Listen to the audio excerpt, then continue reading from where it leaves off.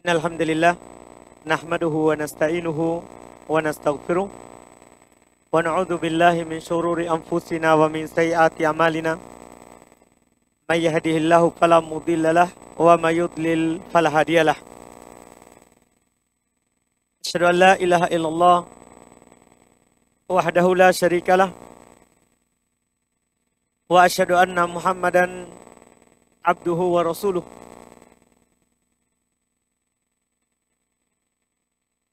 Sallallahu ala nabiyina Muhammadin wa ala alihi wa ashabihi wa man tabi'ahum bi ihsan ila yaumiddin, amma ba'd. Al-ikhwan wal akhwat rahimani wa rahimakumullah. Alhamdulillah, kembali lagi di malam hari ini kita belajar fikih dengan membaca kitab Al-Ghayah wa Taqrib atau yang dikenal dengan Matan Abi Syuja, fikih praktis dalam madhab Syafi'i. Alhamdulillah, di pertemuan terakhir kita sudah membahas nawaqid al-wudu, pembatal-pembatal wudu. Di malam hari ini kita akan membahas terkait dengan al-junub, junub wa al-ghuslu minal janabah, dan mandi junub, serta apa-apa yang mewajibkan mandi.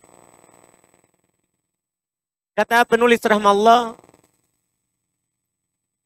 faslun, asal, walladhi yujibul ghusla sittatu asya. Ini sebelum belum masuk dalam pembahasan mandi. Kata beliau rahmallah, yang mewajibkan mandi itu ada 6 perkara. Yang mewajibkan mandi itu ada 6 perkara. Salah satun tashtariku fiha rijal wan nisa. Ada 3 perkara berserikat antara laki-laki dan perempuan. Artinya sama-sama. Kalau didapati pada laki-laki wajib mandi, demikian pula kalau didapati pada perempuan wajib mandi. Ini 3 perkara ini berserikat. Sama hukumnya antara laki-laki dan perempuan. Apa itu? Kata beliau wahia, dan dia adalah iltiqaul khitanain. Ini yang pertama. Bertemunya 2 yang disunat. Maksudnya, ya farju ar-zakar atau ar-rajul wa farjul mar'ah, yaitu kelaminnya laki-laki dan kelaminnya perempuan. Dan yang diinginkan dengan ketemu di sini dalam madhab Syafi'iyah, kata mereka adalah at-tahadi, yaitu masuk, bukan hanya sekedar menyentuh, bukan hanya sekedar tasodum, tabrakan, selesai. Bukan, yang diinginkan adalah masuk. Yang diinginkan adalah masuknya, mohon maaf, saya kurang paham ini bahasa cara haluskannya.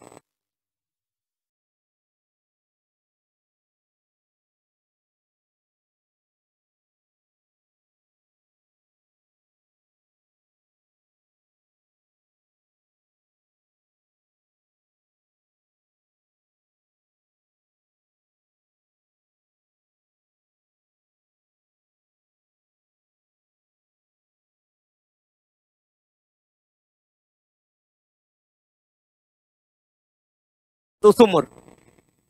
Iya, ini maksudnya. Ini yang pertama disepakati oleh para ulama, walaupun tidak sampai keluar mani. Kalau yang jenis pertama ini. Ketika ada, ya, terjadi perkara ini, walaupun tidak sampai keluar mani, maka mewajibkan mandi. Maka mewajibkan mandi. Disepakati oleh para ulama. Tinggal apa dalilnya? Ini tentunya madhab dalam fikih Syafi'i dan disepakati oleh madhab yang lain karena memang dalilnya jelas. Dalilnya adalah hadits yang diriwayatkan oleh Imam Al-Bukhari dan juga Imam Muslim. Nabi Shallallahu Alaihi Wasallam bersabda dalam hadits Abu Hurairah radhiyallahu taala anhu, kata beliau, "Idza jalasa ahadukum baina syu'abihal arba, thumma jahadaha faqad wajabal ghusl." Apabila salah seorang dari kalian duduk di antara cabang yang 4, ini kinaya untuk jima. Maksudnya antara kedua tangan dan antara kedua kakinya. Maka setelah duduk dia bersungguh-sungguh. Dipahami oleh orang-orang yang sudah menikah. Dia di antara itu dan bersungguh-sungguh, maka telah wajib mandi.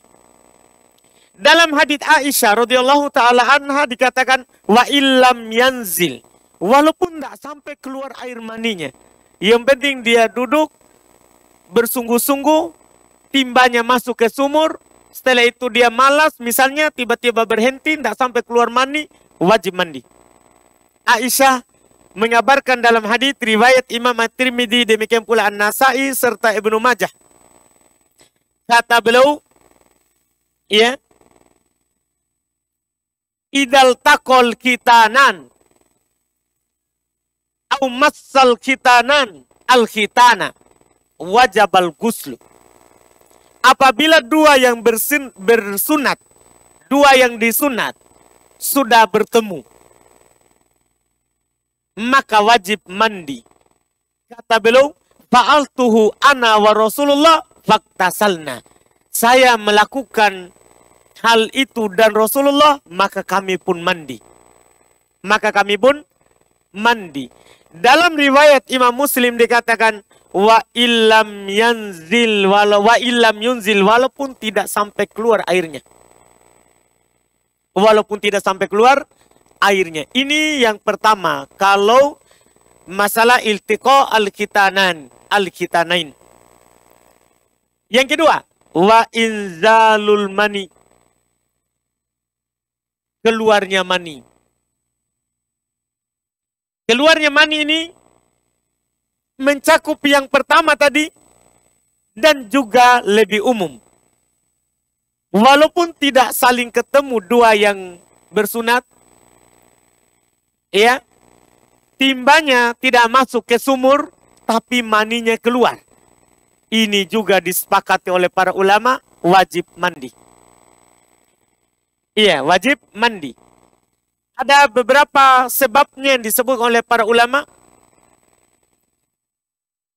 Pertama, apakah karena adanya ihtilam, mimpi basah, seorang bermimpi jima, berhubungan, ya, dan keluar maninya, wajib mandi. Demikian pula saat yaqdah, saat tidak tidur, ya, dia misalnya bercumbu dengan istrinya, dia mencumbu istrinya, belum dimasukkan timbanya ke sumur, sudah keluar.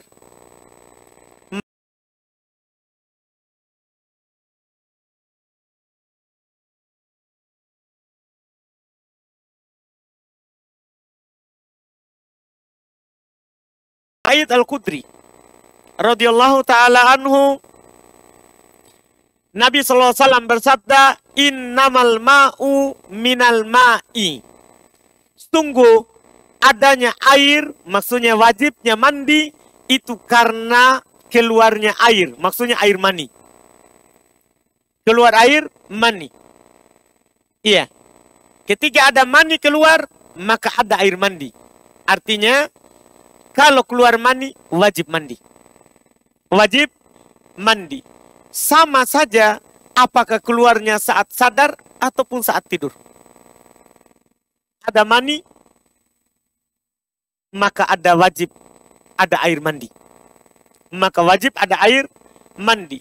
Ini juga tentunya perkara yang jelas dan berserikat antara laki-laki dan perempuan. Yaitu maksudnya pertanyaannya, kalau laki-laki kan biasa mimpi basah. Apakah perempuan juga mimpi basah? Jawabannya iya. Datang dalam hadits Nabi SAW, riwayat Imam Al-Bukhari dan Imam Muslim. Ya, salah seorang dari sahabiah, salah seorang dari wanita sahabat datang kepada Nabi SAW dan berkata, Inna Allah la yastahi minal haqqi. Sungguh Allah Subhanahu wa Ta'ala tidak malu dari yang benar. Jadi beliau kasih dulu pendahuluan kepada Nabi, karena hal ini kadang perempuan malu untuk bertanya tentang masalah yang seperti ini. Hal alal mar'ati guslun idah talamat. Dia bertanya, apakah wajib bagi seorang perempuan mandi kalau dia mimpi basah? Mimpi berhubungan dan keluar maninya? Kata Nabi SAW, na'am idha ru'atil ma. Iya, wajib kalau dia lihat air. Kalau dia lihat apa? Air. Jadi kalau ada air mani, basah misalnya pakaiannya, maka wajib dia mandi. Bahkan disebut oleh para ulama rahimahumullah, walaupun tidak mimpi. Atau kita tidak ingat kalau kita mimpi. Tiba-tiba bangun tidur sudah banjir pakaian kita. Baunya bau mani. Kan mani punya bau. Dia seperti bau adonan atau bau bunga yang baru saja mekar. Seperti yang disebut oleh para ulama seperti bau bunga kurma. Mani berbau. Mani itu apa? Berbau. Semua orang tahu mungkin ya, Pak Pis ya. Iya. Dipahamilah. Iya. Ini mani ada baunya. Jadi basah. Bangun, wah basah. Nggak ingat kalau mimpi. Nggak ingat kalau mimpi. Iya. Tiba-tiba basah. Dicium baunya. Oh, bau yang itu. Sudah wajib mandi. Apa dalilnya? Dalil pokok itu tadi. Hadits Abu Sa'id Al-Khudri riwayat Imam Muslim. Innamal ma'u minal ma'. Air mandi itu ada karena adanya air mani. Demikian pula hadis tadi itu hadis Ummu Sulaim. Na'am idza ra'atil ma. Iya kalau lihat air. Maksudnya lihat air mani. Lihat air mani. Iya. Masalah terakhir dan ini hanya cabang saja ana sebutkan ke antum untuk faedah. Yang biasa juga disebutkan oleh ulama fikih dalam masalah ini. Bagaimana kalau dia lihat juga air mani di pakaian, tapi pakaian itu berserikat. Dalam pakaian itu, di tempat tidur itu ada dia dan temannya. Dan dua-duanya tidak ada yang ingat kalau yang mimpi siapa. Gimana kalau yang ini? Jadi misalnya Pak Pis sama Abu Fajrin, ya tidur di JF ini, bermalam, satu selimut. Ya, bangun-bangun, sudah ada bahasa itu selimut. Baunya mereka cium berdua, ai, mani ini. Tapi tidak ada yang ingat, ini yang mimpi siapa? Nah, ini cabang pembahasan namanya. Cabang pembahasan. Nah, dalam masalah ini kata para ulama, asalnya kalau tidak ditahu, maka asalnya kedua-duanya tidak dihukumi telah mimpi basah. Itu pada asalnya. Tapi kalau keduanya mau hati-hati, dua-duanya mandi. Kalau mau hati-hati, dua-duanya apa? Mandi. Ini kalau tidak diingat. Dan tidak ditahu siapa ini yang punya basah. Ini hanya cabang pembahasan. Kenapa kita katakan seperti itu? Karena hadis pokok tadi, innamal ma' minal ma' itu dasarnya. Kemudian kata Nabi, idza ra'atil ma', kalau dia lihat apa? Air. Kalau dia lihat air. Ini masalah mani yang mewajibkan mandi. Kemudian yang ketiga, kata beliau, wal maut. Di antara yang mewajibkan mandi adalah dengan meninggalnya seorang. Ini tentunya disepakati oleh para ulama, tidak ada perselisihan. Siapa yang meninggal maka wajib dimandikan. Dan kewajiban di sini kata para ulama, dan nanti kita akan bahas insya Allah di pembahasan kitab Janaiz tentang jenazah. Cuma ini terkait dengan mandi semuanya. Tidak ada silang pendapat bahwa memandikan mayat adalah fardu kifayah. Ya, fardu kifayah. Wajib, tapi kalau sudah ada yang melakukannya, mencukupi yang lain. Mencukupi yang lain. Tapi kalau tidak ada sama sekali yang memandikannya, maka semuanya berdosa. Semuanya berdosa. Ini yang ketiga. Dan 3 perkara ini sejajar antara laki-laki dan perempuan. Tidak ada bedanya. Laki-laki kalau berhubungan badan wajib mandi, demikian pula perempuan. Perempuan kalau melihat air mani maka wajib mandi sebagaimana laki-laki. Laki-laki kalau dia meninggal wajib dimandikan, maka perempuan juga wajib dimandikan kalau dia meninggal. 3 ini sama dan 3-tiganya ini disepakati, tidak ada silang pendapat. Apakah dalam madhab Syafi'iyah ataupun selainnya. Kemudian berikutnya, kata beliau, wa salasatun takhtassu bihan nisa. Dan 3 perkara yang mewajibkan mandi tapi khusus untuk perempuan. Tidak ada pada laki-laki.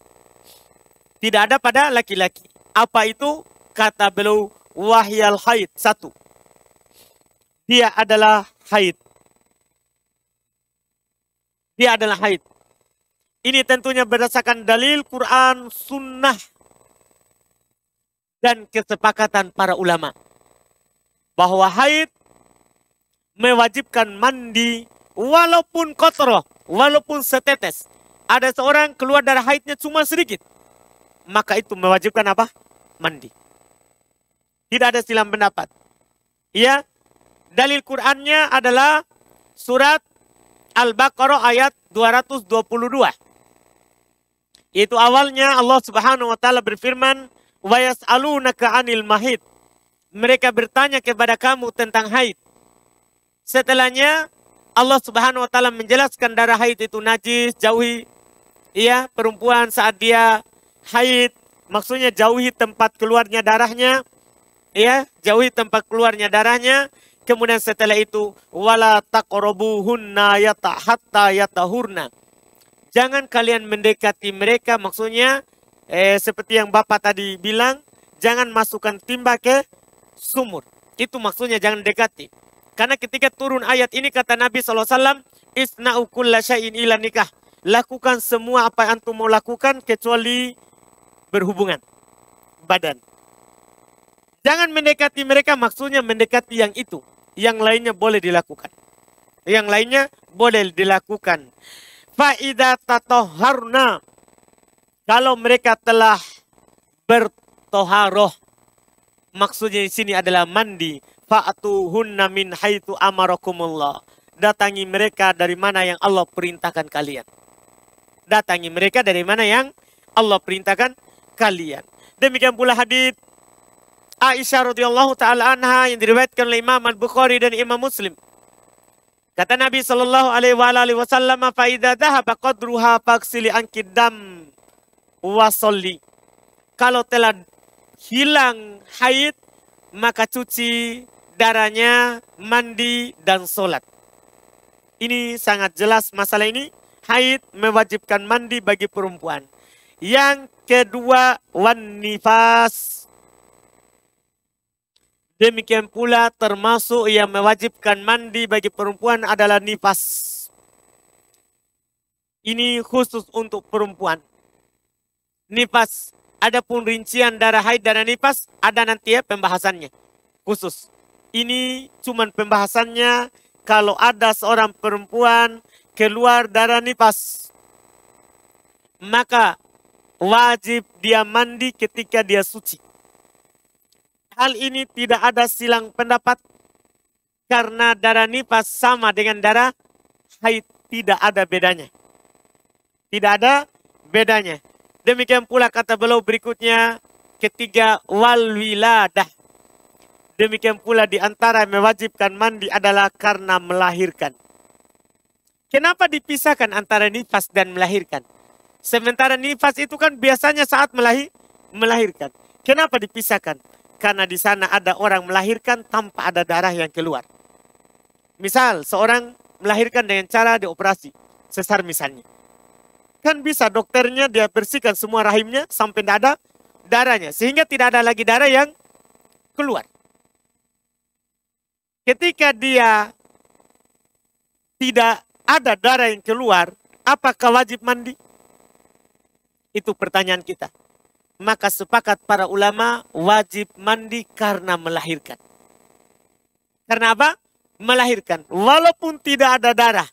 Bedanya hanya sekedar kalau dia keluar darah maka tunggu sampai darahnya apa? Kering atau selesai keluarnya. Atau kalau tidak selesai-selesai maka tunggu batasannya sampai 40 hari. Karena tidak ada perempuan yang nifas melebihi 40 hari. Kalau ada maka dihukumi itu darah istihadah. Kalau tidak bertepatan dengan keluar darah haidnya. Karena ada kasus orang tidak keluar darah nifas sama sekali. Melahirkan tapi tidak ada darah nifas. Maka setelah melahirkan sudah wajib langsung dia mandi. Dan dia sholat wajib. Dan sudah boleh suaminya berkebun. Tapi kasihan ya. Jangan juga Pak Irfan ya Abu Fajrin. Karena belum bilang ngeri sekali mukanya tadi. Makanya saya bilang jangan juga. Iya. Kasih istirahat dulu sejenak. Iya. Tapi kita berbicara hukum. Wajib dia mandi langsung. Kalau tidak ada darah keluar. Sudah wajib dia sholat. Kalau itu masuk waktu sholat. Kalau dia lahirkan pas bulan Ramadan. Sudah wajib dia berpuasa. Cuman kan nanti dibolehkan tidak berpuasa. Karena dia menyusui. Tapi secara umum wajib dia berpuasa, hukum asalnya. Karena sudah tidak nifas. Demikian pula sudah boleh bagi suaminya untuk menggaulinya, untuk mendatanginya. Ini yang ketiga, 3 perkara ini disepakati untuk perempuan. Kemudian setelah itu belum menyebutkan perkara mandinya. Itu yang mewajibkan mandi. Yang mewajibkan mandi. Berarti kalau kita gabung, yang berserikat antara laki-laki dan perempuan, serta yang khusus untuk perempuan, semuanya itu cuma berapa? 6. 3 sama laki-laki perempuan, kemudian 3-nya khusus untuk perempuan. Inilah 6 mewajibkan mandi. Selain ini, maka hukumnya sunnah. Misalnya mandi Jumat, hukumnya sunnah. Menurut mayoritas para ulama, mandi di hari Id, Id Adha, Id Fitri, sunnah menurut mayoritas ulama. Demikian pula mandi ya ketika masuk Islam. Ada orang masuk Islam, dia mandi, hukumnya adalah apa? Sunnah. Pokoknya selain 6 ini, dia adalah mandi yang dinamakan dengan mandi sunnah. Nah, sekarang kita masuk di pembahasan mandinya. Kata beliau wa faraidul ghusli satu asya. Setelah beliau katakan faslun pasal kewajiban mandi itu ada 3. Yaitu ketika seorang mandi ada 3 perkara yang wajib. Pertama an-niyah. Niat. Seorang kalau mau mandi dari junub. Atau mandi dari mimpi basah. Atau mandi dari al-maut, kematian tadi. Yang niat adalah yang memandikannya. Atau mandi karena suci dari haid. Mandi karena suci dari nifas. Mandi karena melahirkan. Itu wajib dia berniat. Apa dalilnya? Hadisnya mungkin antum hafal semua karena sering kita dengar.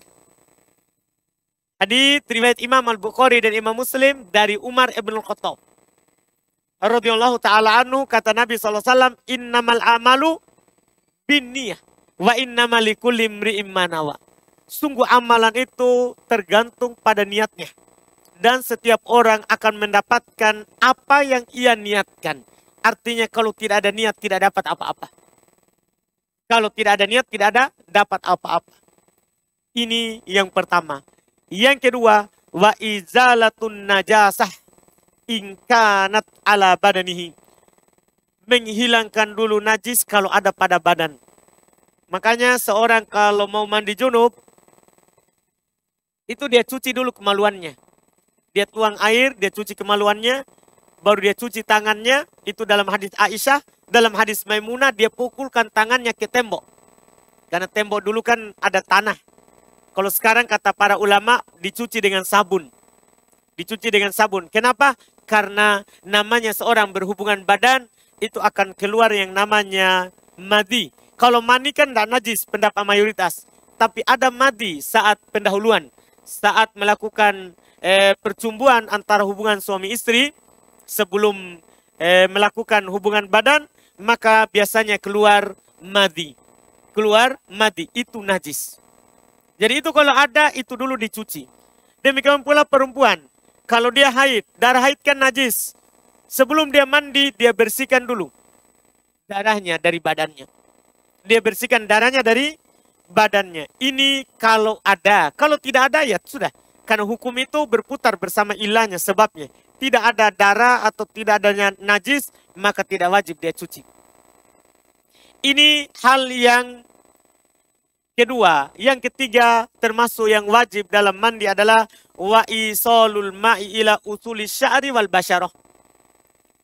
Menyampaikan air ke pangkal rambut, demikian pula ke kulit.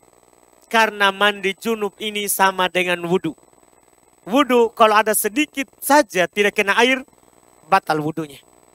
Sebagaimana dalam hadis Nabi SAW.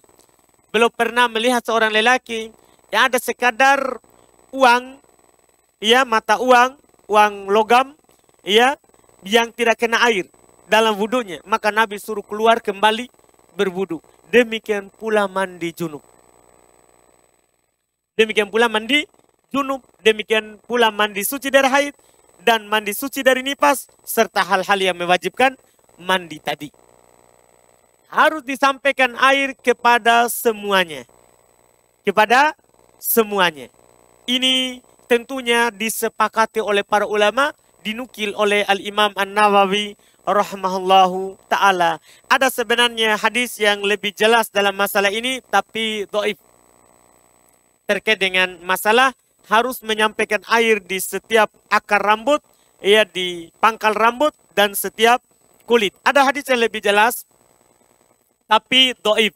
Saya sebutkan sebagai faedah, ya, yang hadis yang diriwayatkan oleh, ya, Al-Imam Abu Daud, At-Tirmidzi, Ibnu Majah dari Abu Hurairah radhiyallahu taala anhu, ya, beliau berkata, Nabi SAW bersabda, tahta kulli sya'ratin janabah fabullu syu'ur wa angkul basyarah. Di setiap di bawah rambut itu dianggap junub. Maka basahi rambut dan siram, basahi kulit. Cuman hadis ini dikatakan oleh para ulama dhaifun bittifaqil huffaz. Dhaif berdasarkan kesepakatan ahli hafal hadis. Didoifkan oleh Imam Syafi'i, didoifkan juga oleh Imam Al-Bukhari, ya, didoifkan juga oleh Al-Imam, ya, An-Nawawi rahimahullahu taala, dan yang lainnya dari para ulama. Jadi hadis ini sebenarnya agak jelas bahwa wajib kita siram di bawah rambut, demikian pula seluruh badan harus kena semua air. Cuman dia dhaif, cuman dia hadisnya apa? Dhaif. Tapi kenapa kita wajibkan? Dikiaskan pertama dengan wudu. Dikiaskan pertama dengan wudu. Wudu saja itu untuk mengangkat hadat kecil. Harus kena semua yang wajib dicuci. Kan begitu? Apalagi mandi yang dia mengangkat apa? Hadas besar, harus lebih. Ya, wajib untuk kena semua. Ini wajibnya. Adapun sunnahnya kata beliau wasunanuhu khamsatu asya. Adapun sunnah dalam mandi ada 5. Sunnahnya. Jadi wajibnya tadi 3. Sunnahnya 5. Sunnahnya. Pertama at-tasmiyah, ini disepakati. Membaca bismillah. Misalnya kalau kita mau mandi dalam WC, maka sunnah baca bismillah di luar. Bismillah. Kalau lupa, maka tidak berdosa. Kalau lupa baca bismillah. Karena hukumnya adalah apa? Sunnah. tidak berdosa, mandinya sah, hanya saja tidak dapat pahala sunnah. Yang kedua, wa ghuslul yadaini qabla idkhalihima al-ina. Termasuk sunnah dalam mandi adalah mencuci kedua telapak tangan sebelum antum masukkan ke tempat air. Kan biasa dulu orang mandi adalah dengan menciduk air dari ember. Maka sebelum masukkan ke ember, maka disunahkan mencuci kedua telapak tangan. Iya, sebagaimana yang dilakukan oleh Nabi kita Muhammad SAW dalam hadits Aisyah, riwayat Imam Bukhari Muslim. Demikian pula dalam hadits Maimunah, riwayat Bukhari Muslim. Ketika belum mandi junub, maka pertama sekali adalah beliau mencuci kedua tangannya, kemudian mencuci kemaluannya, dan mencuci tangannya lagi setelahnya. Ini yang pertama. Sebelum memasukkan tangan ke mana? Ke timba, ke ember.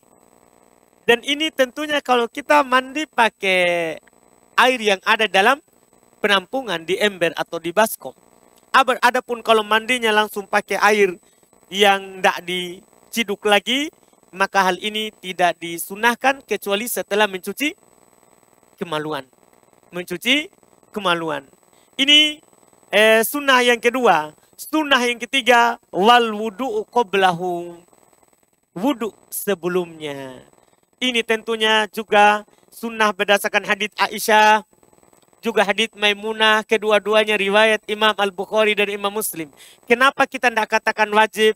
Karena ada hadits Ummu Salamah, Nabi SAW katakan kepadanya, cukup kamu langsung siram kepala dan seluruh badan, maka kamu telah suci. Di hadis Ummu Salamah, istri Nabi kita Muhammad SAW. Ini yang menunjukkan bahwa wudhu itu tidak wajib dalam mandi junub, tapi sunnah. Ketika seorang tidak berwudhu, mandinya sah, tidak berdosa, hanya saja dia tidak dapat pahala sunnah. Dan cara berwudunya ada dua. Cara berwudunya ada dua. Pertama, boleh kita wudhu dengan sempurna. Cuci kedua telapak tangan, berkumur-kumur, masukkan air ke hidung, kemudian cuci wajah, cuci tangan sampai ke siku, usap kepala, cuci kaki, baru mandi. Itu cara pertama berdasarkan hadits Aisyah, riwayat Imam Al-Bukhari dan Imam Muslim. Wudhu sempurna baru siram. Atau boleh cara kedua. Kita cuci kedua telapak tangan, berkumur-kumur dan masukkan air ke hidung, serta mengeluarkannya, mencuci wajah, mencuci tangan sampai ke siku, kemudian langsung siram kepala. Setelah selesai, cuci kaki. Ini cara kedua juga boleh. Hadits riwayat Imam Al-Bukhari dan Imam Muslim dari Maimunah. Nabi lakukan seperti itu. Boleh. Ini wudhu, sunnahnya boleh seperti itu. Boleh seperti itu. Kalau ada yang melakukannya kadang ini, kadang itu lebih sempurna. Lebih bagus karena dia telah melakukan semua yang Nabi lakukan. Karena Nabi ketika mandi bersama Aisyah, belum wudhu sempurna baru siram. Kemudian mandi di saat Maimunah, belum wudhu tidak sempurna. Kepala langsung siram, setelah cuci tangan sampai ke siku, setelah itu di ujung baru belum cuci kaki. Di penghujung mandi. Dan ini juga dianggap mandi sempurna. Boleh. Ini sempurna. Kemudian mandi cara ketiga adalah mandi cukup. Tentunya tidak diawali oleh wudhu. Langsung siram kepala dan siram seluruh badan. Ini juga berdasarkan hadits yang sahih dari Nabi kita Muhammad sallallahu alaihi wasallam, diriwayatkan oleh Ummu Salamah radhiyallahu taala anha dalam lafaz Imam Muslim. Dalam riwayat Imam Muslim. Jadi beliau berkata kepada Nabi sallallahu alaihi wasallam, "Ya Rasulullah, inni imra'atun asyaddu dhafri ra'si." Wahai Rasulullah, saya adalah seorang perempuan yang lebat ikatan rambutnya. Ya, tebal. Jadi beliau ikat, mengepang rambutnya. Kepangannya itu tebal. Dia bertanya, apa angkutu hali ghuslil janabah? Apakah saya harus melepas ini kepangannya, ikatannya kalau mandi junub? Apa kata Nabi SAW kepadanya? Innama yakfiki antahsi ala ro'siki talat hatayat. Summa tukidina alaihil ma patatuhurin. Sungguh cukup bagimu untuk langsung siram di atas kepalamu 3 kali. Kemudian kamu siram seluruh badanmu, maka kamu telah suci. Tidak disebutkan di awalnya apa? Wudu. Ini namanya mandi cukup. Mandi cukup tanpa wudu. Semua yang tanpa wudu dinamakan mandi cukup. Yang penting dia niat. Yang penting dia niat. Dan ini sah berdasarkan hadis. Kalau mandi sempurna tadi, hadisnya semuanya Bukhari Muslim. Kalau ini mandi cukup, riwayat Imam Muslim. Riwayat Imam Muslim. Semuanya boleh. Yang penting niat. Yang penting dia niat. Iya. Kemudian berikutnya kata beliau rahmatullah wa imrarul yadi alal jasad. Termasuk sunnah dalam wudhu adalah kita menjalankan tangan kita di badan. Maksudnya kalau kita hanya menyiram saja boleh, sudah sah, yang penting tersiram semua. Tapi sunnah kita menggosokkan tangan kita ke badan. Untuk apa? Supaya kita yakin bahwa air itu apa? Sampai ke semua badan kita, ke semua kulit kita. Ini hukumnya sunnah, tidak wajib kita menggosok. Tidak wajib kita menggosok. Siapa yang langsung siram saja tanpa dia gosok, dengan ketentuan semua air kena, maka sah mandinya, tidak berdosa, dan tentunya tidak dapat pahala sunnah karena dia tidak mengisbak mandinya. Menggosok atau menyampaikan air dengan tangannya. Ini dalam madhab Syafi'iyah, demikian pula dalam madhab ulama yang lain sama. Setelah itu kata beliau wal mualah. Dalam berwudu wajib juga mualah. Mualah itu tidak berjarak antara yang satu dengan yang lain. Dipahami mungkin, artinya kita sekarang lagi siram kepala. Langsung setelah itu siram badan. Tidak kepala dulu, baru setelah itu pergi main-main lagi, baru sebentar siram badan. Tidak boleh. Iya, ini harus mualah. Harus mualah. Dan ini hukumnya sunnah. Hukumnya kata mereka adalah apa? Sunnah. Mualah. Walaupun sebagian ulama menganggap ini wajib, bukan sunnah. Mualah. Bukan sunnah, masalah mualah. Wajib, harus bersambung siramnya. Ya, harus bersambung siramnya. Kemudian yang terakhir kata beliau yang sunnah wa taqdimul yumna alal yusra. Ini yang ada kanan kirinya. Sunnah didahulukan yang kanan daripada yang kiri. Artinya ketika kita siram badan, sunnah siram kanan dulu. Setelah itu baru siram yang kiri. Sunnahnya seperti itu. Tapi siapa langsung siram saja tanpa berurut kiri dan kanan, sah. Tanpa berurut kiri dan kanan, sah. Mereka katakan sunnah hal ini karena berdalil dengan dalil umum dari Aisyah radhiyallahu taala anha. Dia berkata kanan Nabi sallallahu alaihi wasallam yu'jibuhu tayammun. Adalah Nabi kita Muhammad sallallahu alaihi wasallam senang mendahulukan yang kanan-kanan. Fitana'ulihi wa tarojulihi wa tatuhurihi wa fi sya'nihi kulli. Dalam masalah bersandal, kalau belum pakai sandal, belum pakai yang kanan dulu. Wataro julihi dalam sisir, ketika belum sisir, belum kanan dulu, baru kiri. Dan di dalam bertoharo. Bertoharo di sini termasuk wudhu, demikian pula mandi. Dan dalam setiap keadaannya, ini hukumnya. Hukumnya adalah disunnahkan hal tersebut. Setelah itu, beliau akan masuk di pembahasan mandi-mandi yang sunnah. Kalau itu tadi cara mandi sekaligus mandi-mandi yang wajib. Setelahnya beliau akan sebutkan mandi-mandi yang sunnah. Tadi Ana sudah sebutkan sebagiannya, cuman di sini akan beliau sebutkan lagi secara lengkap. Semua hal-hal yang seorang itu disunnahkan untuk mandi. Mungkin kita akhirkan di pertemuan akan datang, supaya bersambung semuanya. Hal-hal yang sunnah untuk kita mandi darinya. Insyaallah ta'ala. Kita masuk di tanya jawab. Kalau ada pertanyaan silakan.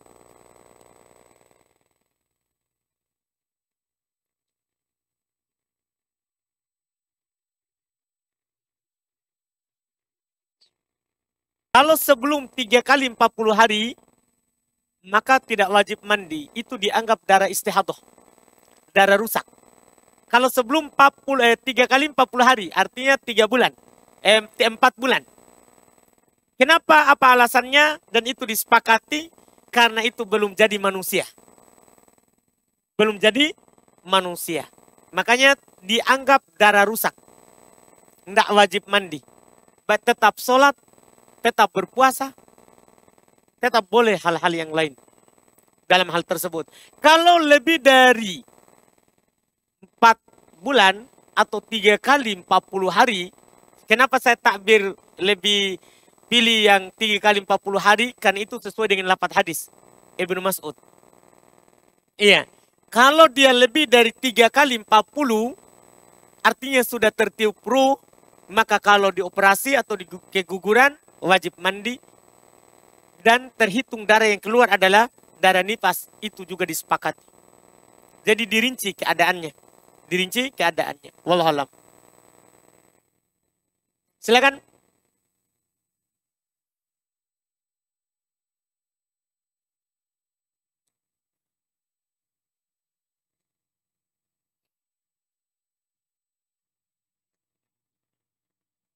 Bismillah, pertanyaan saya berhubungan dengan bab wudhu. Baik. Apakah ada keutamaan tersendiri ketika berwudhu saya menghadap ke kiblat? Gitu. Nah, terus pertanyaan kedua, ini tidak ada hubungannya dengan materi hari ini, Ustaz. Minta maaf. Tidak apa-apa, santai. Saya maafkan. Saya biasa mendengar kalimat penuntut ilmu. Pertanyaannya, apa kriteria sehingga seseorang itu dikatakan dia penuntut ilmu? Terus ilmu apa yang paling awal dia harus pelajari? Terima kasih. Masya Allah. Baik. Untuk pertanyaan yang pertama tadi kita sudah dengar, apakah di dalam berwudu adakah hadis atau dalil yang mewajib atau mensunahkan kita hadap kiblat? Tidak. Tidak ada. Dalam berwudu kita tidak ada dalil hadis dari Nabi SAW, ayat Quran atau dalil perbuatan Nabi SAW yang mensunahkan atau menganjurkan menghadap kiblat. Kalau dalam berwudu. Kalau dalam berwudu. Wallahualam. Untuk pertanyaan yang kedua, apa kriteria baru seorang itu dikatakan penuntut ilmu? Penuntut ilmu. Dikatakan penuntut ilmu itu kalau dia ya pada dasarnya belajar ilmu, cuman kata para ulama yang diinginkan adalah ilmu agama. Bukan ilmu dunia.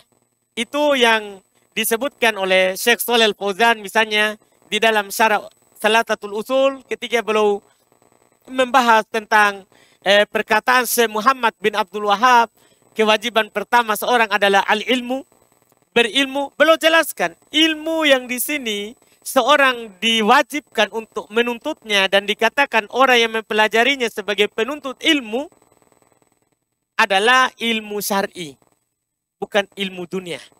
Kalau ada seorang datang menuntut ilmu syar'i, maka dia sudah masuk ke dalam kategori penuntut ilmu. Penuntut ilmu. Itu yang mereka koitkan, ikatkan. Itu yang pertama. Kemudian yang kedua, apa yang harus seorang pelajari begitu ya? Ya, sebagai penuntut ilmu. Di dalam karangan para ulama kita seperti yang Anda baca ada buku ditulis oleh Syekh salah seorang masyayikh di Yaman pernah ke Indonesia. Syekh siapa? Yang terakhir itu datang Syekh Ali Ar-Rajihi. Belum punya buku kecil, tipis, terkait dengan penuntut ilmu. Bahwa seorang kalau belajar, dia mulai dulu dengan hal-hal yang diwajibkan kepadanya dalam Islam. Dia pertama wajib belajar kandungan syahadat, keharusannya, maknanya, apa kandungannya. Kemudian setelah itu dia belajar sholat. Bagaimana Nabi sholat? Dia belajar puasa. Bagaimana Nabi berpuasa? Dia belajar zakat. Bagaimana Nabi berzakat dan ketentuannya. Dia belajar haji kalau nanti wajib dia, kalau dia mampu pergi haji. Itu dulu yang wajib baginya. Kalau pedagang setelah itu dia wajib belajar jual beli. Yang wajib dulu. Setelah semua ini dia pelajari, maka dia mulai belajar ilmu-ilmu dasar, ilmu alat dulu, baru naik ke ilmu-ilmu maksud. Ilmu alat maksudnya dia mulai dengan bahasa Arab. Dia mulai dengan bahasa Arab. Atau kalau mau mendasar lagi kata para ulama, mulai dari ilmu aswat. Mulai dulu dengan ilmu suara. Suara dari setiap huruf dalam bahasa Arab. Ba apa suaranya, di mana keluarnya. Ko apa suaranya, di mana keluarnya. Ini biasa dipelajari dalam ilmu tajwid.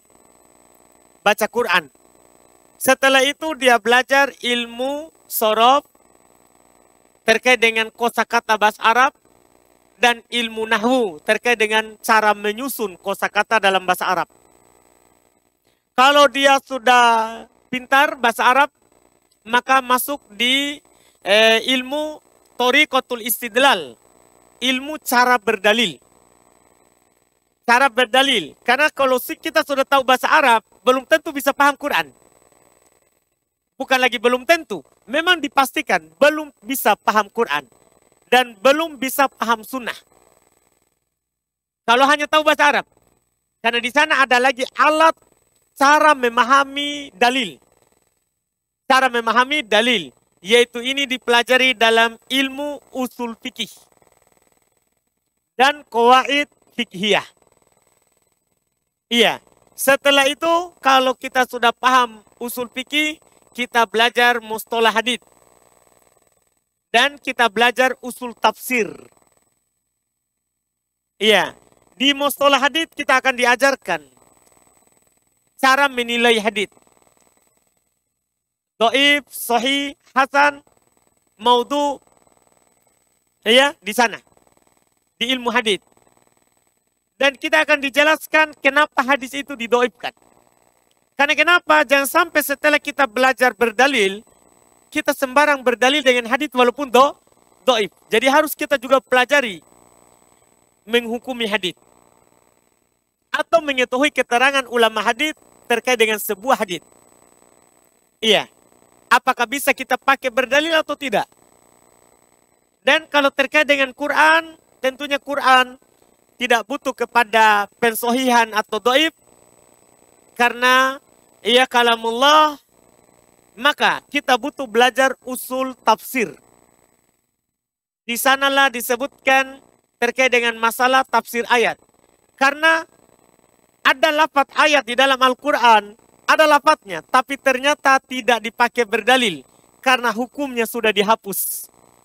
Kalau kita tidak belajar usul tafsir, kadang kita berdalil sudah uraikan, ternyata itu ayat sudah dihapus oleh Allah sendiri dengan ayat yang lain. Nah, kalau kita tidak belajar usul tafsir, salah dalam menerangkan nanti hukum. Setelah semua alat ini kita pelajari, baru belajar ilmu maksud. Kita belajarlah ilmu fikih, kita belajar menafsirkan ayat, kita belajar menjelaskan hadis. Makanya antum lihat para ulama satu hadis bisa berbicara 1 jam, 2 jam. Kenapa? Karena mereka sudah sempurna alatnya. Karena mereka sudah sempurna alatnya. Itu mulainya Pak, sampai ke atas. Ya, yang mana kalau maksud itu ya tempat kita berenang. Misalnya fikih, ini tempat kita berenang. Seumur hidup kita akan berenang di fikih. Tapi kalau sudah belajar apa? Alat. Dan tidak disarankan bagi penuntut ilmu ya, maksudnya penuntut ilmu yang memang belum pelajari hal-hal yang wajib untuknya tadi. Tidak disarankan langsung suka terhadap fikih. Langsung suka terhadap tafsir. Tidak disarankan. Kenapa? karena nanti dia akan lalai dari ilmu alatnya. Akan lalai dari ilmu alat. Ini maksudnya penuntut ilmu yang memang sudah dia pelajari semua yang wajib baginya.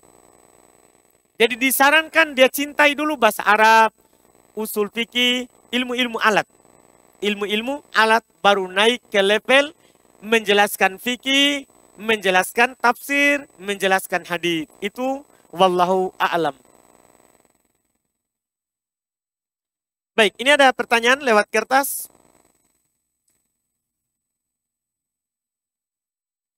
Ini ada pertanyaan.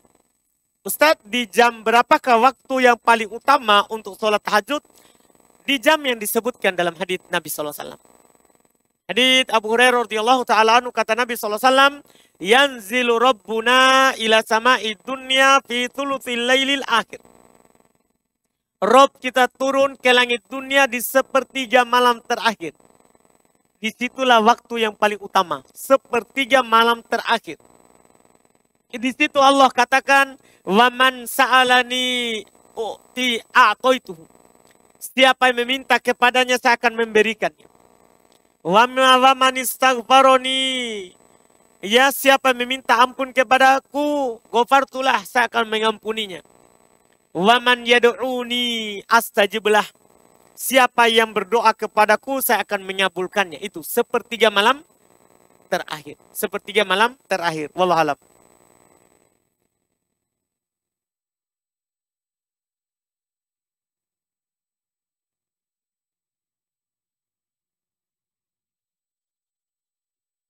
Ini ada pertanyaan. Jika air mani, wadi, jika menempel pada celana kita, bersihkan dengan air hingga hilang ilahnya, itu hilang wadinya. Apakah masih bisa menggunakannya tanpa menunggu ia kering? Iya, masih bisa. Nabi SAW belum pernah dicucikan oleh Aisyah pakaiannya yang ada maninya. Dan belum pakai sholat, dan Aisyah bilang, saya masih melihat bekas air di pakaian yang belum pakai. Karena yang diinginkan adalah hilang bekas najisnya. Hilang najisnya.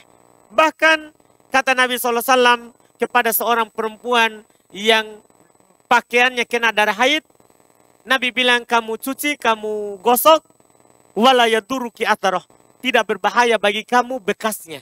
Kan misalnya kadang ada nodanya, darah belum bersih. Tapi sudah digosok, sudah dicuci, maka itu tidak berbahaya. Itu tidak berbahaya, wallahu alam.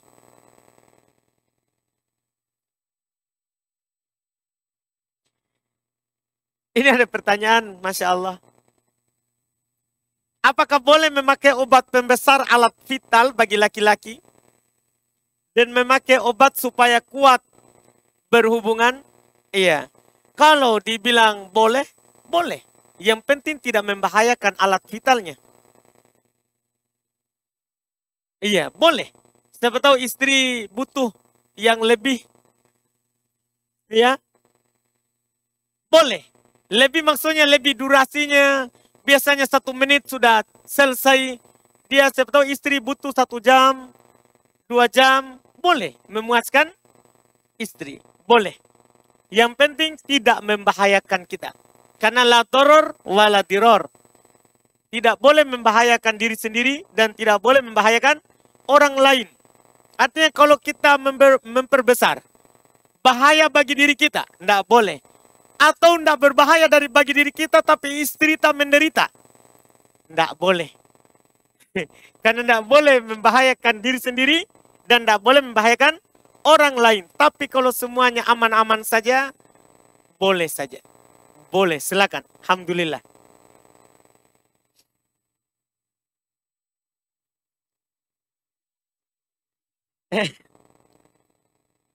Apa hukumnya memakai khimar kerudung dengan lengan bolong? Boleh kalau memang itu tetap menjaga aurat. Tapi kalau itu akan menampakkan aurat masuk dalam berpakaian tapi telanjang, itu agak berbahaya. Itu agak berbahaya. Tapi kalau tetap misalnya lengannya bolong tapi masih terlindungi, tangannya misalnya ya ada lagi jilbabnya di luar lagi, lapisannya tidak berbahaya. Dan hal-hal yang subhat yang meragukan kita akan membuat kita dianggap bertabaruj atau memamerkan lengan tangan, itu sebaiknya dijauhi dan ditinggalkan. Wallahualam.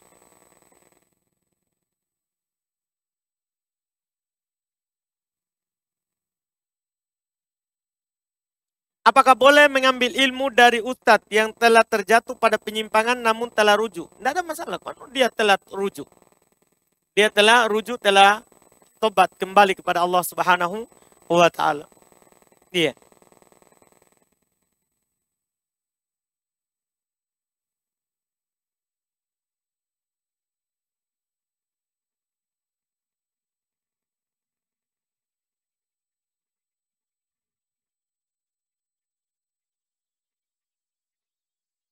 Ini ada pertanyaan. Pernah Ustadz mengatakan soal mubah. Dosanya pelaku utama bagi hukum bagaimana hukumnya kalau hasil kerja atau riba yang diberikan ke istri dan anak, apakah halal? Catatan, suami kerja di bank dan sudah meninggal, akan tetapi gaji masih berjalan untuk istri.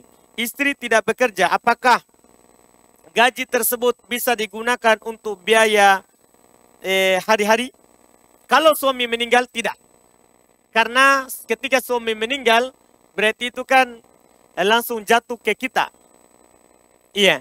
Dan suami tidak wajib lagi menafkahi kita. Tadi itu kita bilang mubah, saya bilang mubah, suaminya masih hidup. Suaminya yang bekerja. Dan memang dia wajib membiayai istrinya. Kalau dia sudah meninggal kan tidak wajib. Dia biayai istrinya. Hal itu tidak kita ambil. Kita serahkan ke orang miskin atau kepada kebutuhan umum. Itu yang harus dilakukan. Itu yang harus dilakukan. Karena nanti kita masuk dalam orang yang makan langsung. Bisa masuk ke orang yang makan langsung. Karena suami sudah meninggal. Itu wallahualam. Beda hukumnya yang masih hidup. Yang masih hidup. Iya, wallahualam. Itu yang ana baca dari fatwa Syekh Ibnu Utsaimin. Belum pernah ditanya oleh seorang anak yang bapaknya kerja di riba. Saya bilang mubah untuk anaknya. Karena wajib si suami membiayai anaknya. Membiayai anaknya. Cuma cara dia bekerja salah. Cara dia bekerja salah. Wallahualam.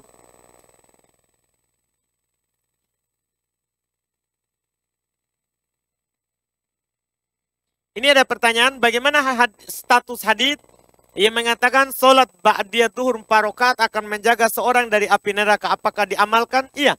Disahihkan oleh Syekh Albani rahimahullah. Hadis siapa yang sholat 4 rakaat setelah zuhur, maka dia akan dijaga dari api neraka. Sahih, disahihkan oleh Syekh Albani rahimahullahu ta'ala, wallahualam. Kita azan dulu. Azan dulu.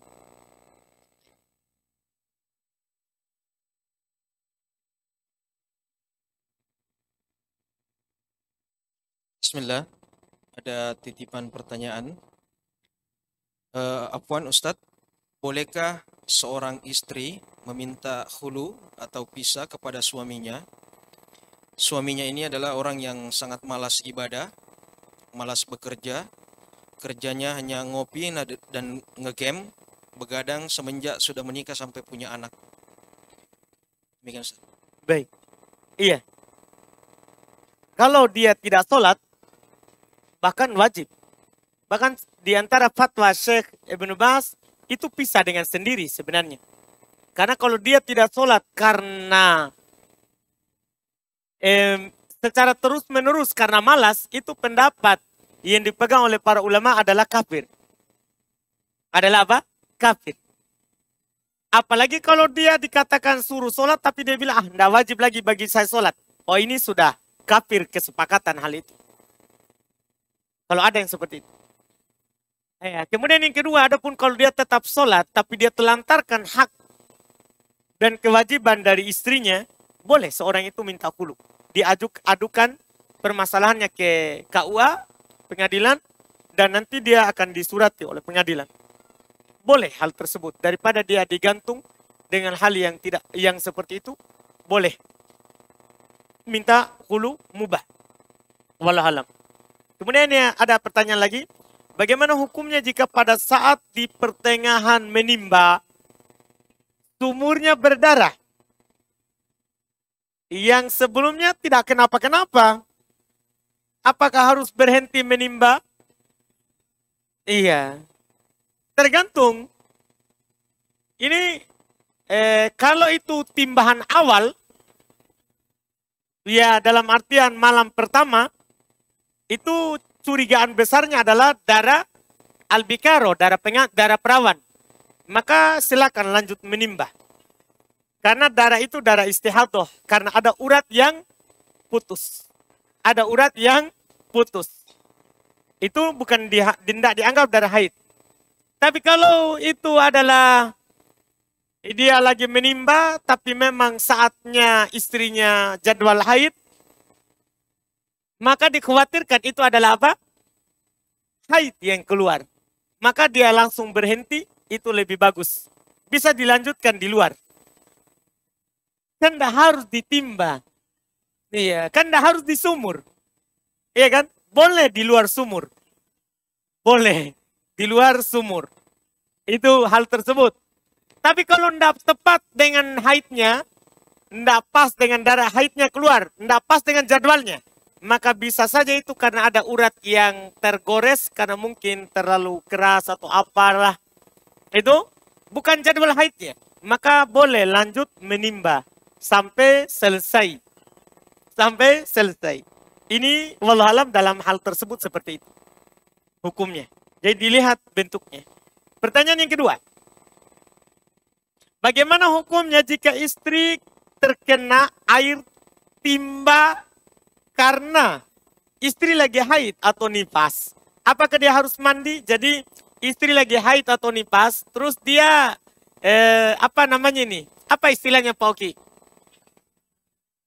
Jadi istilahnya dia sekarang tidak menimba di dalam sumur.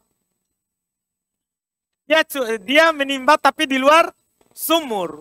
Iya, akhirnya pas keluar mandi, kena istrinya.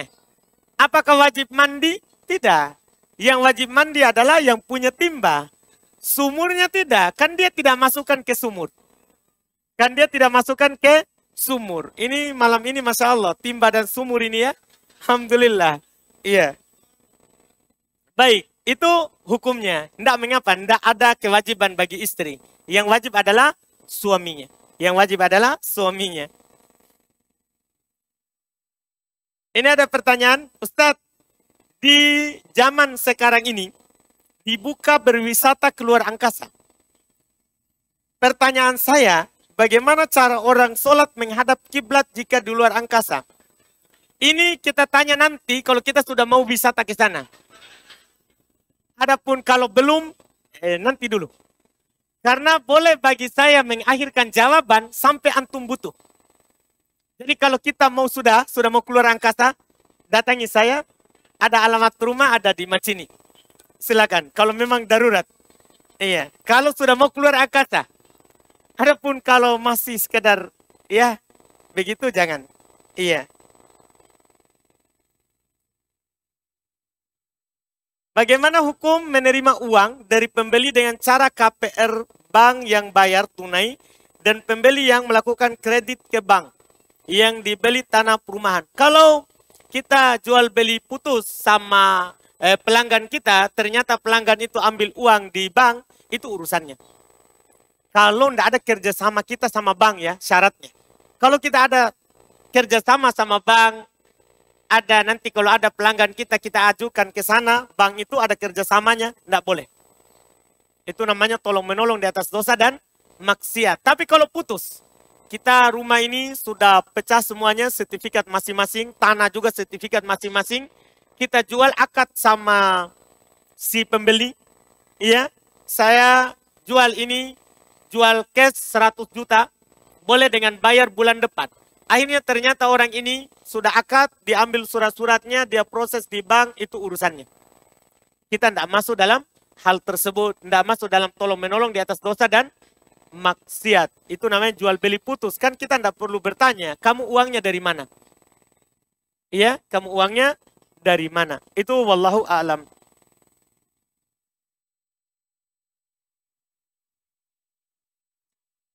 Bagaimana hukumnya belajar Quran atau memperbaiki bacaan Quran ke guru yang tidak semanhaj? Tapi dia memang ahli dalam Quran, jangan. Sebaiknya jangan. Karena kalau kita takjub dengan bacaannya, nanti kita akan condong kepadanya dalam hal lain. Hati itu enggak semudah yang kita pikirkan untuk menjaganya. Makanya Allah Subhanahu wa taala menutup pintu kecondongan kepada orang-orang yang dolim. Kata Allah dalam Al-Quran, wala tarkanu ilal ladina dzalamu fatamassakumun nar. Jangan kamu condong ke orang dolim. Condong saja, jangan ke orang dolim. Sehingga kamu akan disentuh oleh api neraka. Banyak alhamdulillah orang-orang yang ahli di orang yang bermanhaj yang benar. Yang bermanhaj yang benar. Itu walau alam jangan. Bagaimana hukumnya kalau kita dominan ke salah satu ustadz? Misalnya ustadz 1 dan ustadz 2.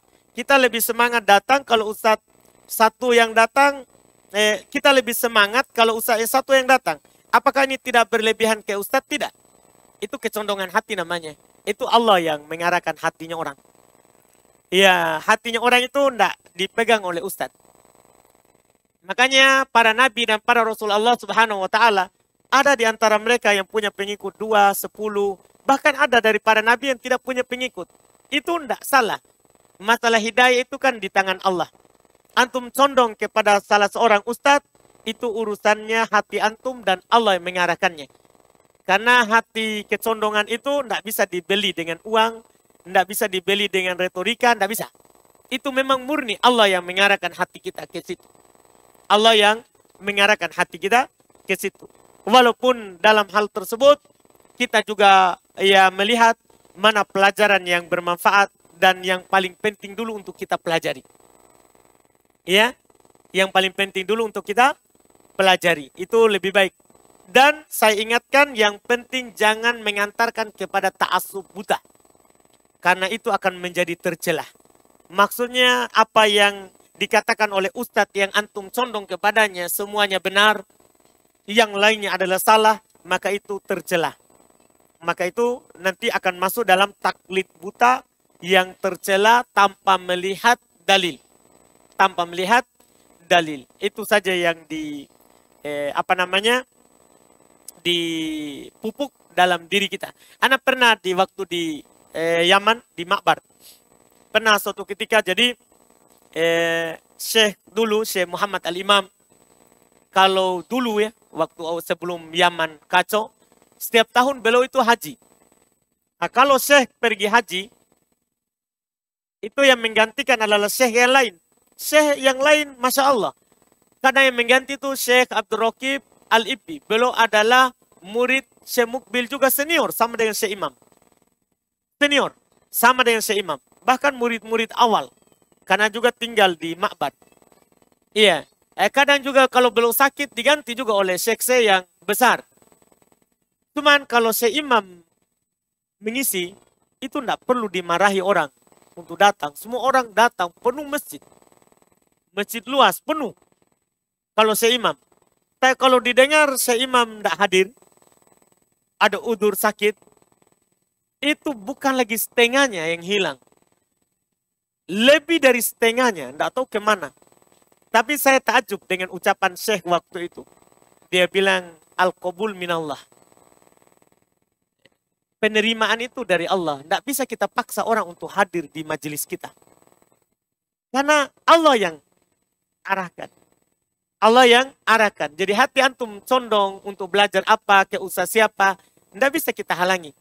Itu Allah yang arahkan ke situ. Dan kita sebagai ustadz tentunya selalu bersyukur. Karena kemanapun orang belajar, alhamdulillah selama dia belajar itu baik. Selama dia belajar itu baik. Itu adalah keutamaan, itu adalah hidayah dari Allah Subhanahu wa ta'ala. Tidak bersedih, tidak juga ia marah. Karena orang sudah belajar saja itu sudah ro'sumal. Itu sudah modal namanya. Itu sudah modal. Ini yang alhamdulillah yang perlu dipahami, itu pelajaran untuk kita. Ya, untuk kita. Di ketika belajar. Sama dengan anggaplah kita di baju rupa. Kita di baju rupa juga seperti itu. Waktu kita jadi santri dulu begitu. Iya. Dan di ikhwah juga di luar begitu. Sampai dulu ada ya muncul pertanyaan, apa hukumnya menjagokan ustadz? Iya, itu kan pertanyaan-pertanyaan yang kadang muncul karena ikhwan. Karena kalau penuntut ilmu, santri kan memang dia tetap hadir. Ini yang ikhwan luar yang punya banyak kesibukan. Ya memang dia pilih pelajaran yang penting untuknya, itu yang harus dia lakukan.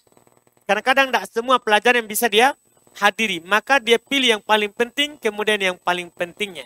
Tapi dulu kadang begitu. Orang memilih-milih seperti memilih ustadz. Muncul pertanyaan dari sebagian ikhwan, apa hukum menjagokan ustadz? Tapi sebenarnya salah. Bukan menjagokan ustadz. Allah yang arahkan hati ke ustadz itu. Dia suka caranya, dia senang kalau ustadz itu sampaikan. Itu Allah yang berikan hidayah kepada hal yang seperti itu. Karena kita, kata Allah Subhanahu wa Ta'ala kepada nabinya, innaka la tahdi man ahbabta. Kamu tidak bisa memberikan hidayah kepada orang yang kamu cintai. Walakin Allah yahdi man yasha. Akan tetapi Allah lah yang memberikan hidayah kepada siapa yang dia kehendaki. Dan lewat tangan siapa? Itu orang dapat hidayah. Iya, orang dapat hidayah. Ada pernah saya berjumpa dengan cerita kawan. Dia bilang dia sudah berapa lama taklim. Katanya sudah 4 tahun. Tapi tidak pernah duduk di majelisnya Ustaz Dzulqarnain. Dia hanya duduk di majelisnya Ustaz Haidir saja. 4 tahun. Apakah salah dia? Tidak. Ya Alhamdulillah dia kenal ngaji lewat situ. Dia bisa belajar tauhid. Itu kan sudah kebaikan besar. Karena tidak harus orang itu dianggap salafi, dianggap baik kalau hadir Ustaz Haidir berbarengan dengan Ustaz Dul juga. Tidak. Itu Allah yang arahkan hati orang kemana. Allah yang arahkan hati orang kemana. Wallahualam.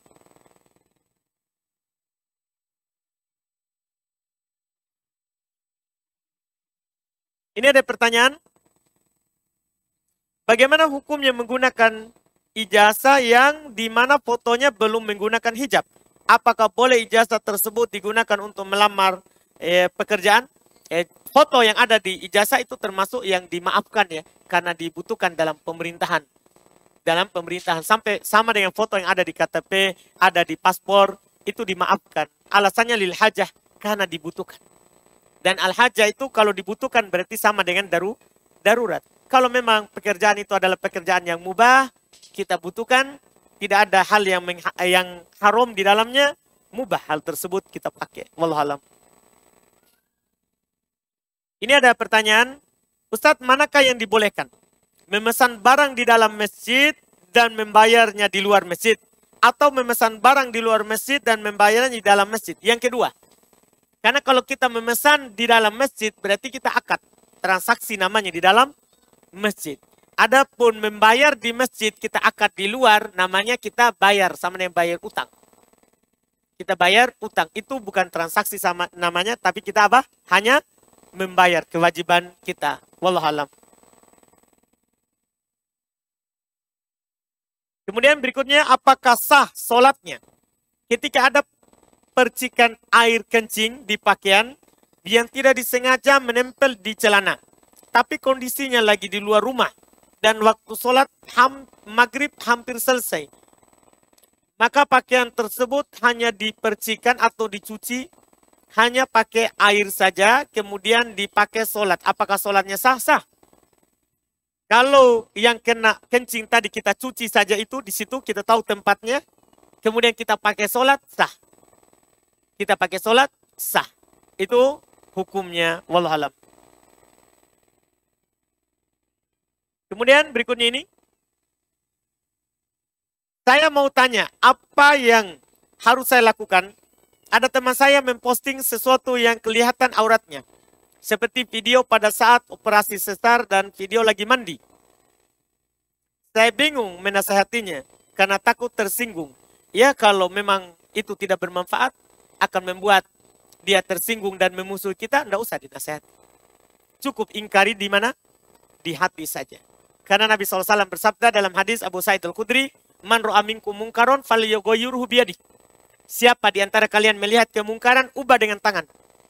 Fa'ilam yastati fabilisani. Kalau tidak mampu, ubah dengan lisan. Fa'ilam yastati fabiqalbi. Kalau dia tidak mampu, maka cukup dengan hati. Cukup kita ingkari saja dalam hati, itu salah. Ya, itu sudah kata Nabi, at'aful iman. Itu adalah keimannya yang paling lemahnya. Wallahualam. Ada pertanyaan lagi? Silakan.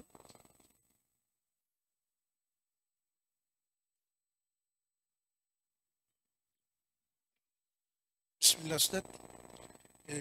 Adakah doa khusus mandi wajib setelah membaca tasmiyah? Dan apakah disunahkan menghadap kiblat ketika menyiram tubuh? Baik. Apakah ada doa khusus setelah tasmiyah, setelah bismillah dalam mandi wajib? Tidak ada. Yang sah dari Nabi SAW. Tidak ada yang sah dari Nabi SAW doa khusus dalam mandi junub. Kemudian apakah menghadap kiblat ketika menyiram badan? Tidak. Dalam penukilan Nabi SAW, belum mandi di Aisyah, belum mandi di Maimunah, tidak ada penukilan bahwa Nabi menghadap kiblat. Walhalam. Terus, apakah hukum pala ketika sudah dikemas menjadi bumbu dapur, Ustaz? Buah biji pala dimasukkan di masakan. Sudah dikemas jadi bumbu dapur, Ustaz. Maksudnya sudah melalui pabrik proses. Melalui pabrik proses dan jadi bumbu masakan. Tidak masalah. Yang haram itu adalah langsung memakan biji palanya, buah palanya, biji palanya. Karena berdasarkan penelitian, biji pala itu memabukkan. Dan kalau dia sudah jadi bumbu masakan, itu tidak memabukkan lagi dan sudah keluar dari nama aslinya. Sudah keluar dari nama aslinya. Bahkan kalau ada biji palanya di dalam, ditaruh di masakan, di Syekh Ibn Utsaimin rahimahullah ta'ala, beliau ingatkan kesalahan pendalilan di kitab Syarah Usul Tafsir yang pernah anak pelajari. Syarah Usul Tafsir bahwa Syekh Utsaimin mengingatkan bahwa salah pendalilan. Kalau ada orang berdalil dengan ma'askar, haram itu qaliluhu wa kathiruhu. Semua yang memabukkan itu haram, sedikit dan banyaknya.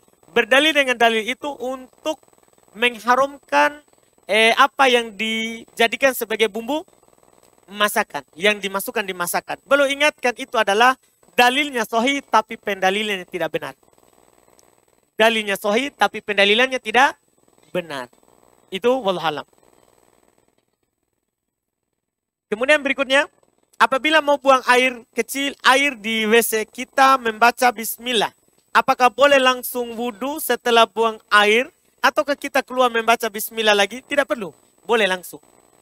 Karena apa yang dibaca tadi di luar itu sudah mewakili semua yang dilakukan di dalam WC. Jadi tidak perlu keluar lagi. Apa keutamaan memakai songkok? Tidak ada penukilan. Memakai songkok itu adalah mubah. Boleh. Iya. Sama dengan memakai surban. Itu adalah adat kebiasaan yang Nabi lakukan. Tidak masuk dalam hukum sunnah.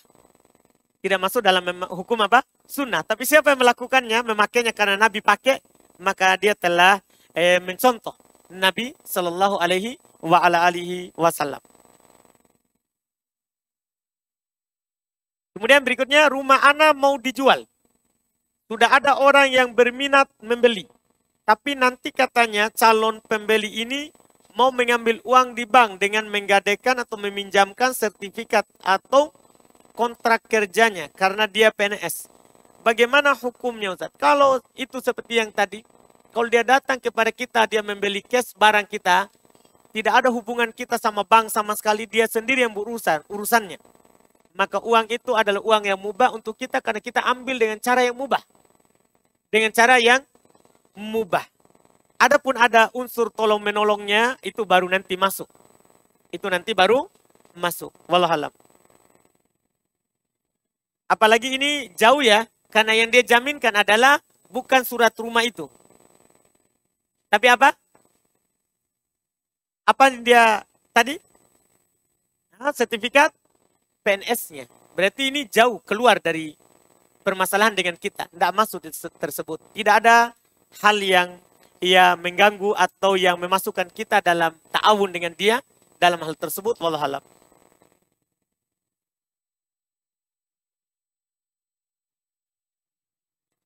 Apabila seorang mempunyai perasaan tidak enak selama 1 bulan, perasaan ini selalu cemas dan khawatir dengan apapun itu, bagaimana solusinya, Ustaz? Solusinya tidak usah cemas, tidak usah khawatir. Iya, Orang beriman itu kata Allah Subhanahu wa taala dalam Al-Qur'an, ala inna awliya Allahi la khaufun alaihim walahum yahzan.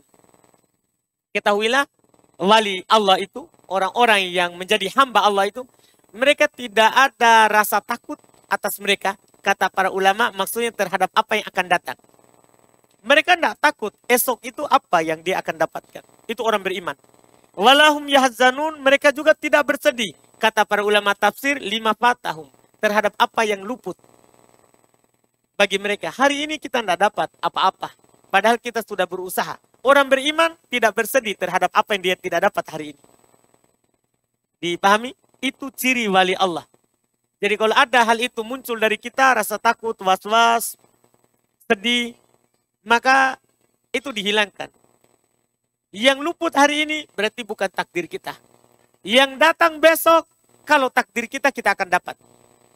Kita akan dapat. Itu yang dikatakan oleh Allah Subhanahu wa taala, wallahu alam.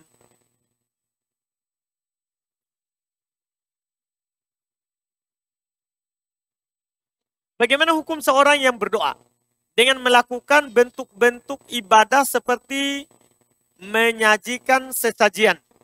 Katanya berdoa juga kepada Allah dengan membaca Al-Quran, tapi pakai sesajian. Tidak ada tuntunannya. Bahkan itu bisa masuk dalam apa? Syirik. Bisa masuk dalam syirik. Baik, ini ini terakhir ya. Wah ini kayaknya ini direncanakan. Karena diketik. Tidak mungkin dia tuh ketik di JF ini. Iya. Ini ada pertanyaan. Mohon nasihati kami para wanita muslimah yang kalau pergi taklim terkumpul padanya 2 perkara. Yaitu pergi menuntut ilmu akhirat. Dan kadang setelah bermajelis ilmu pergi ke pusat-pusat perbelanjaan. Mal-mal yang hanya pergi nongkrong-nongkrong makan dan minum, tidak bersama mahram, melainkan teman-teman taklimnya dan bukan pada kebutuhan darurat. Iya. Masya Allah. Jadi habis taklim pergi ke mall tanpa mahram. Pertama mahram itu kan dibutuhkan saat safar. Itu yang pertama. Adapun tidak safar, kalau suaminya izinkan, boleh. Jika aman dari fitnah. Jika aman dari bahaya di jalan, seorang istri, boleh dia keluar. Boleh dia keluar. Karena yang disebutkan dalam hadis yang wajib ditemani mahram adalah safar. Yang wajib itu dulu yang ditentukan hukumnya. Supaya kita jangan terlalu menyalahkan kalau ada teman kita habis taklim ke mall makan atau minum, iya, tanpa mahramnya. Kan boleh seorang berjalan dengan temannya selama bukan jarak apa? Safar. Dan selama suaminya izinkan. Suaminya apa? Izinkan. Iya, itu yang pertama. Kemudian yang kedua terkait dengan dia datang taklim, kemudian setelah itu dia pergi ke tempat-tempat keramaian, pusat belanja, kita katakan selama seorang bersemangat di atas kebaikan, kemudian dia kadang setelah melakukan kebaikan adalah dia melakukan hal-hal yang mubah, bukan hal yang haram, itu mubah saja, boleh saja, tidak mengapa, kecuali hal itu akan melalaikannya. Habis taklim, kemudian dia pergi ke tempat-tempat yang melalaikannya, membuat dia lalai dari Allah, maka tentunya itu akan membuatnya merugi. Ya, orang-orang yang beriman itu tidak masuk dalam perkara-perkara yang membuatnya akan melalaikannya dari Allah. Kata Allah Subhanahu wa taala di dalam Al-Qur'an, ya ayyuhalladzina amanu la tulhikum amwalukum wala auladukum an dzikrillah. Wa may yaf'al dzalika fa ulaika humul khasirun. Wahai orang-orang yang beriman, jangan anak-anak kalian, harta-harta kalian melalaikan kalian dari berzikir kepada Allah. Jangan melalaikan kalian dari berzikir kepada Allah. Siapa yang melakukan hal itu, maka dia adalah orang-orang yang merugi. Orang-orang yang merugi.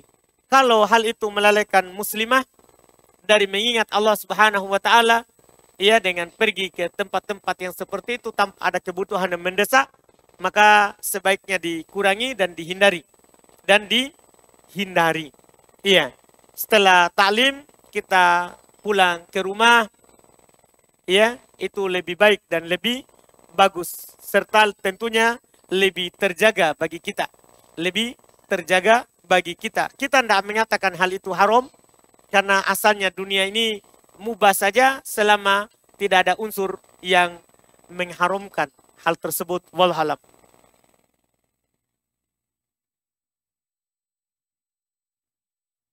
Bagaimana cara atau sikap kita terhadap keluarga kita yang pemahaman Syiah? Doakan saja hidayah kalau kita bisa mengajaknya kembali kepada agama yang benar, Quran dan Sunnah di atas pemahaman sahabat. Karena ketika seorang menjadi Syiah, dia akan benci sahabat. Tidak ada sahabat yang dia muliakan kecuali Ali bin Abi Thalib. Bahkan dia benci Umar, benci Abu Bakar. Itu Syiah. Itu Syiah. Dia benci Abu Bakar, benci Umar. Dia hanya cinta apa? Ali saja. Iya. Oleh karena itu, ya, Syiah dianggap sesat. Bahkan ada dari golongan Syiah yang disebut oleh para ulama keluar dari Islam. Syiah yang berlebihan gulu terhadap Ali radhiyallahu taala anhu, yang sampai dia bilang Ali adalah Tuhan sembahannya. Ini kafir Syiah yang golongan seperti itu. Dan Syiah itu berkelompok-kelompok. Makanya dinamakan Syiah. Ada Syiah Rafidhah, ada Syiah Zaidiyah, ada Syiah yang namanya yang lain. Iya. Adapun sikap kita adalah kita dakwakan kalau bisa. Kalau tidak mampu, tidak bisa, maka cukup kita doakan hidayah untuknya. Semoga dia kembali kepada Allah Subhanahu wa taala. Ini alhamdulillah. Kemudian ini karena terlalu panjang, saya lihat nggak tahu isinya. Cuman kayaknya banyak ini. Kita nggak usah juga saja baca supaya kita tidak terbebani darinya. Mungkin ya, karena panjang. Siapa tahu masalahnya besar.